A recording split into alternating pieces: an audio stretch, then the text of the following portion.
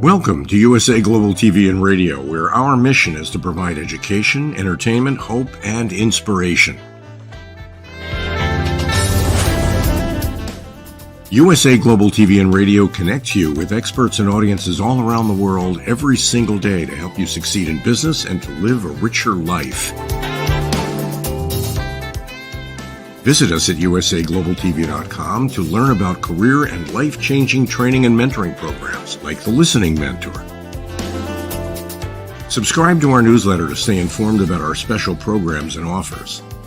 Discover how you can become a guest on one of our shows or a host or producer of a USA Global TV and Radio show of your very own.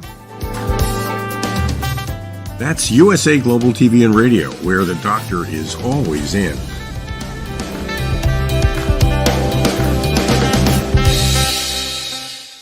Ladies and gentlemen, welcome back to Artist of the Day.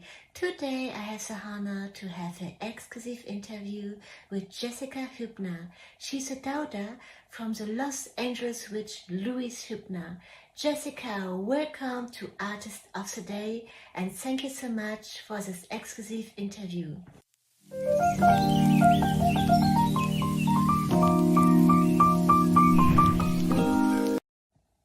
Dear Jessica, today we want to talk about your mother's legendary book, but first about you.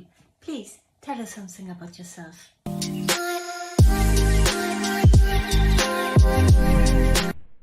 Hi Sarah, happy to talk with you today. A little bit about myself, worked many years in visual effects as a coordinator, associate producer on a big Arnold Schwarzenegger theme park for Universal, called T2 3D, and in recent years doing a lot of vintage instrument consulting and placement for different movies, a Jim Carrey movie, a Hilary Duff movie. Those were always a lot of fun with the instruments. Dear Jessica, can you please read your foreword for us? Sure, I'll be happy to read the foreword to my mom's book. Came out 50 years ago, recently re-released, and I wrote the foreword. When I was in the first or second grade, we had a substitute teacher who must have asked us what our parents did for a living. All I remember is her becoming furious with me. "Don't say that about your mother." Uh-oh, I did not understand what the problem was. I think I tried to explain and it made things worse. That moment would shape the rest of my life. After all, my mother was a witch. I get asked all the time, "Are you a witch too?" Nope, I'm not, but I don't know. Maybe I am. What is a witch? My mom was a self-proclaimed sixth-generation witch. At least that's what every newspaper article about her would start with. That would make me seventh generation, and my nieces Stephanie and Aubrey, eighth generation. I think that's about right. I can see that.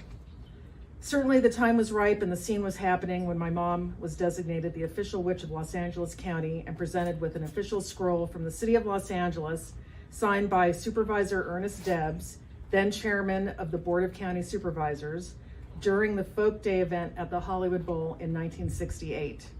Can you imagine? That would never happen today, ever. Well, Mom took the title and ran. She was on every talk show: Johnny Carson, Phil Donahue, Joey Bishop, Pamela Mason, Regis Philbin, The Merv Griffin Show, Life with Linkletter, TV shows What's My Line, Ralph Story's Weird World of Weird, You Asked For It, Good Morning America, TV news spots, traveled the country lecturing at various colleges, led spell chants, mostly sexual vitality spells, had a 3-page spread in Life magazine as the Good Witch of the West, wrote a series of books for Hallmark along with a calendar called Enchanted Witch Calendar for 1973, and a record album of love spells for Warner Brothers entitled Seduction Through Witchcraft. She was even quoted by John Lennon in an interview with David Wigg. He refers to it a witch on TV who was asked if she was a black witch or a white witch, and how she answered that there was no such thing. There's a power that people tap and use for whatever ends they use it, and how he agreed with her point of view. My mom was hanging out at City Hall in Los Angeles often. She was friends with Mayor Sam Yorty and appeared on his talk show many times. When my mom was a special guest and invited to visit Salem, Massachusetts, in honor of those who had been burned as witches in the 1600s, Mayor Sam Yorty sent a telegram to then Mayor Sam Zoll, warning him of her arrival. It read, felt obliged to warn you that Salem is about to be visited by a witch, the Los Angeles witch, that is. She has promised to put no evil spells on your good city. While I was in high school in the jazz band playing guitar, we would do performances here and there, and on one occasion, Councilman Gilbert Lindsay was speaking at some outdoor event and we were performing. I remembered that my mom knew him, so I went up to him, introduced myself, and he lit up. "Your mom is Louise? Your mom is Louise?" "Yep, sure was." "Tell her to have lunch with me." "Okay, will do." Around that time, my mom had opened a huge antique mart type of place where we had 50 dealers and sold antiques, collectibles, and books, called the Upstairs Downstairs Company in Pasadena, California, where she was the proprietress. I arranged for all of us to have lunch. My mom and I drove from Pasadena to downtown LA, picked up Councilman Lindsay, and drove him back to the shop in Pasadena, where he was given the grand tour. And then we all had lunch in the building, as we called it back then. Not too long after that, I sent Councilman Lindsay a letter stating that since I had done him a favor and got my mom to have lunch with him, it was my turn for a favor, and I asked him to get me backstage passes to a Joan Baez concert at the Greek Theater, which he did, and did a few more times for me over the years. Being the witch's daughter had some perks.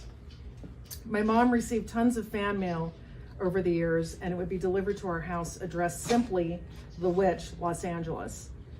The post office would deliver it, just like in the movie Miracle on 42nd Street, when the court decided that if the United States Postal Service recognized Santa Claus as Santa Claus, then it must really be Santa Claus. My mom was very intuitive and psychic, and at one time, the police enlisted her to see if she could pick up any vibes and information to figure out who the Zodiac killer was, and before they knew who committed the Tate LaBianca murders. My mom started her career on radio doing astrological blurbs and was nicknamed the Staff Witch as a result. In later years, Los Angeles 93 KHJ DJ Charlie Tuna would always give my mom a live on-air call for Halloween. It became a tradition. It was always entertainingly funny and a witty exchange. They would play Black Magic Woman by Santana or Witchy Woman by the Eagles as the intro bumper music before her spot. Whenever I hear those songs, I think of her. Our house was haunted. It was. How fitting for us. But then it stopped. There was a huge canyon fire in 1997 that impacted our house. No more ghost activity after that. My house growing up was rather normal. Birthday parties, New Year's Eve parties, holidays, getting married to my husband, Chuck Comiskey, on the deck, and my mom cooking all of the food for the guests. My mom always cooked. I don't remember her ever not cooking. She had a pickled egg specialty that my niece carries on to this day. My mom had a special close relationship with all of her grandchildren, and my family always had a sense of humor. My mom would be the first to crack up when they would poke fun at her. My twin brother Greg's kids had special ringtones on their phones depending on who was calling, and the one that made me laugh out loud was the Miss Gulch villain theme from The Wizard of Oz anytime my mom called one of them. I don't know if she knew it at the time, but it was very funny. Another unintentional funny thing was back when we all had pagers for work, my mom would page us 666 instead of the home number. I thought she was being funny. After a few years of this, I brought up her being funny, and she said, "What do you mean? 666 on the phone keypad spells mom." It does. That's even more hilarious. My mom was a prolific writer and poet. She wrote hundreds of articles for all kinds of magazines. She wrote for Spanish Cosmopolitan, Tennis Illustrated, Letters to a Witch column for Coronet Magazine, a sort of Dear Abby, and conducted interviews, one with the astronaut Buzz Aldrin. She became friendly enough with him that he gave her a couple of white pigeons that she brought home stapled inside of a paper bag. We had them for years and years. He sent her a Christmas card that I still have. Mom was a huge animal lover. We had a steady stream of cats, dogs, kittens, puppies, goats, rats, mice, geese, rabbits, beetles, lizards, a snake, you name it. She was notorious for heading off with one or more of the grandchildren to the animal shelter in search of the next cat or dog.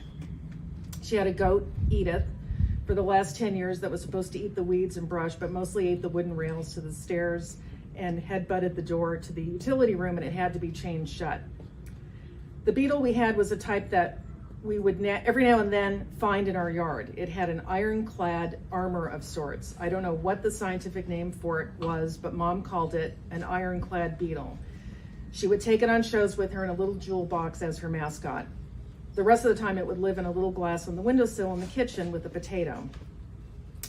A lot has gone on in the over 50 years plus since the initial publication of this book, and I'm very happy to be a part of the reissue. I came across one of Mom's early ads in one of the local newspapers for doing astrological charts and readings, and her catchphrase was, "You are unique." Jessica, your mom was a passionate astrologist and she founded her own astrology society. Can you please tell us something about it? Well, my mom was a very good astrologer, and she could do the charts in her head and whip them out. And she had an organization called the Society of Professional Astrologers before she became the official witch. Your mom was a talented writer and poet. Can you please tell us something about it?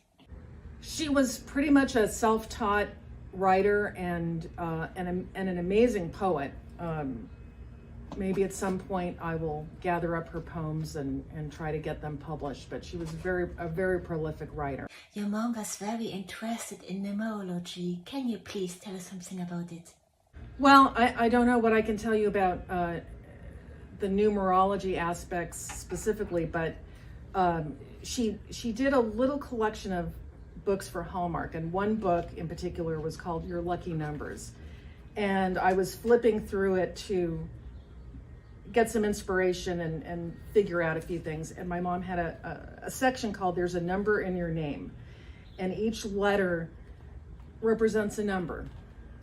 And then you add up the numbers to get the whole number for your first name and for your last name, which she used her name as an example. And she wrote Louise, and the name Louise added up to a number 9. And then she calculated Huebner, and the letters added up to a number 1 in total. 9-1. Well, she died on 9-1. So I find that very interesting, and that's what I'll say about numerology. Dear Jessica, you are a musician and you play guitar. What is music? Is music magic? Well, music is magical. I don't know if I can put myself in that category of being magical with my music, but I play guitar for my own amusement and amazement. For the most part, I enjoy it. Jessica, you're an expert in valuing vintage guitars. Could you tell us more about it?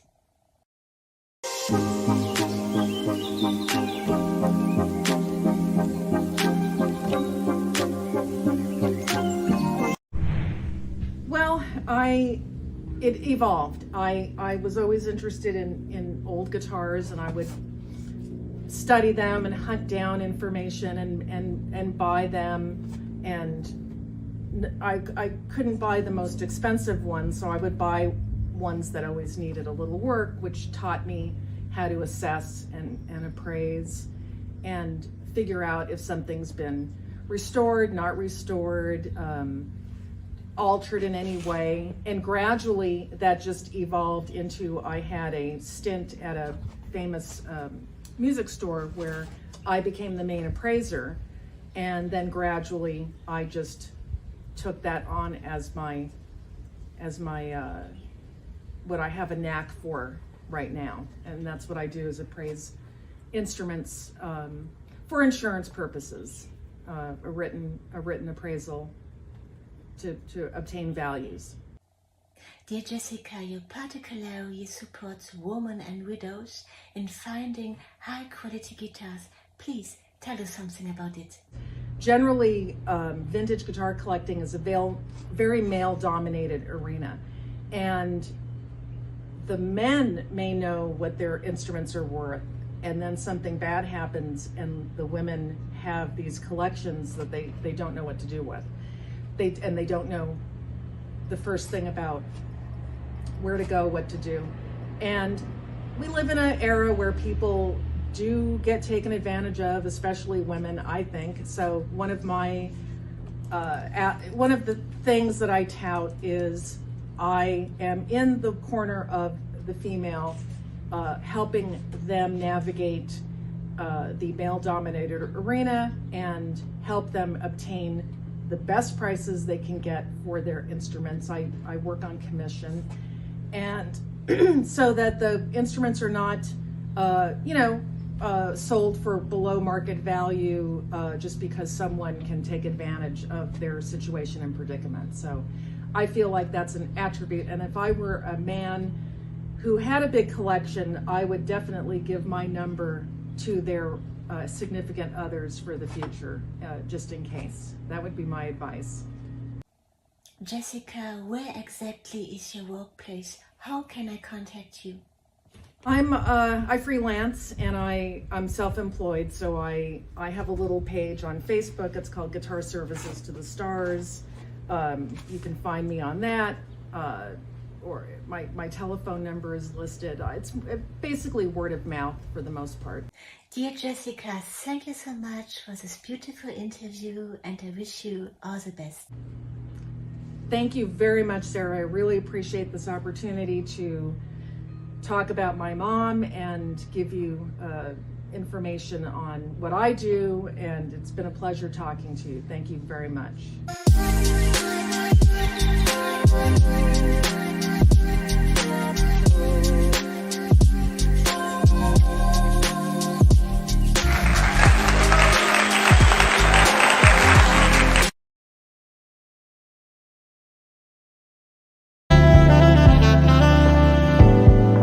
Welcome to USA Global TV and Radio, where our mission is to provide education, entertainment, hope, and inspiration. USA Global TV and Radio connects you with experts and audiences all around the world every single day to help you succeed in business and to live a richer life. Visit us at usaglobaltv.com to learn about career and life-changing training and mentoring programs like the Listening Mentor. Subscribe to our newsletter to stay informed about our special programs and offers. Discover how you can become a guest on one of our shows or a host or producer of a USA Global TV and Radio show of your very own. That's USA Global TV and Radio, where the doctor is always in.